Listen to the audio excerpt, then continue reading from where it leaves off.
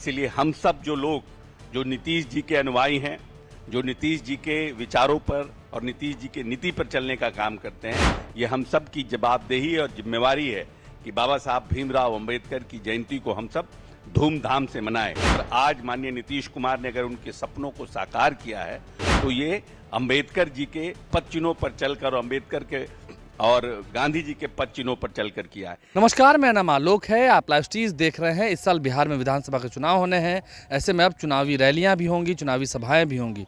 देखिए, बाबा साहब भीमराव अंबेडकर की जयंती के अवसर पर यानी कि 14 अप्रैल के ठीक एक दिन पहले 13 अप्रैल को जेडीयू एक बड़ी रैली करने वाली है। एक बड़ा महाजुटान होगा पटना के बापू सभागार में। अशोक चौधरी जो कि बिहार सरकार के ग्रामीण कार्य मंत्री हैं, पहले भी वो भीम संसद का आयोजन कर चुके हैं, जहां पर बड़ी संख्या में लोग पहुंचे थे, लाखों की संख्या में लोग पहुंचे थे पटना के वेटनरी ग्राउंड में साल 2023 में।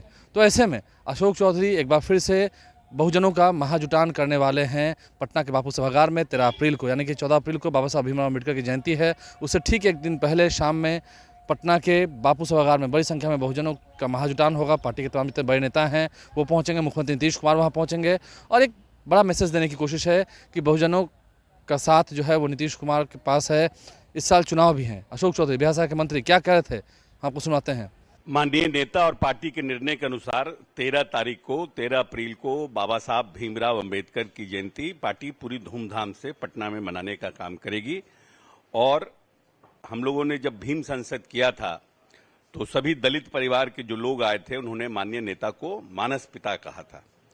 और बाबा साहब भीमराव अंबेडकर ने जिस तरह से हम लोगों को आवाज दी, सामाजिक, आर्थिक और राजनीतिक रूप से सबलता प्रदान की संविधान के माध्यम से, और धरातल पर उतारने का काम बिहार में माननीय नेता नीतीश कुमार ने किया। सबसे पहले जब 2005 में आए तो उन्होंने अनुसूचित जाति जनजाति विभाग का गठन किया। पहले नीतीश कुमार जी के पहले इस राज्य में अनुसूचित जाति जनजाति विभाग नहीं था, कल्याण विभाग हुआ करता था, जिसके माध्यम से पिछड़ा, अति पिछड़ा, अनुसूचित जाति जनजाति सभी विभागों का काम होता था। और उस विभाग का बजट मात्र 40 करोड़ रुपया था। आज सिर्फ अनुसूचित जाति जनजाति का बजट 1400 करोड़ के आसपास है। तो ये एक बड़ी बात है। इस प्रदेश में महादलित मिशन का गठन करना, महादलितों के लिए विकास को गति देना, और खास करके 15 अगस्त और 26 जनवरी को समानता की जो लड़ाई बाबा साहब ने लड़ी थी, उसके लिए 15 अगस्त और 26 जनवरी को महादलित टोलों में, चाहे वो प्रदेश का मुख्यमंत्री हो, मंत्री हो, जिलाधिकारी हो, प्रखंड अध्यक्ष हो, उसको मैंडेटरी महादलित टोलों में झंडोत्तोलन करना, ये एक सामाजिक क्रांति का बड़ा निर्णय माननीय नेता का था। इसीलिए बाबा साहब के सपनों को साकार करने में जिस तरह से माननीय नेता ने अपने प्रदेश में नियम कानून बना करके उसको सबलता प्रदान किया है, इसीलिए हम सभी दलित भाइयों का यह कर्तव्य बनता है कि बाबा साहब की जयंती को हम धूमधाम से मनाएं। जिसने हमें अधिकार दिया, जिसने हमें समानता दी अपने संविधान में, और बाबा साहब को संविधान में इस अधिकार के लिए भी बहुत लड़ाई लड़नी पड़ी। ऐसा नहीं है कि बहुत सहज रूप से हुआ।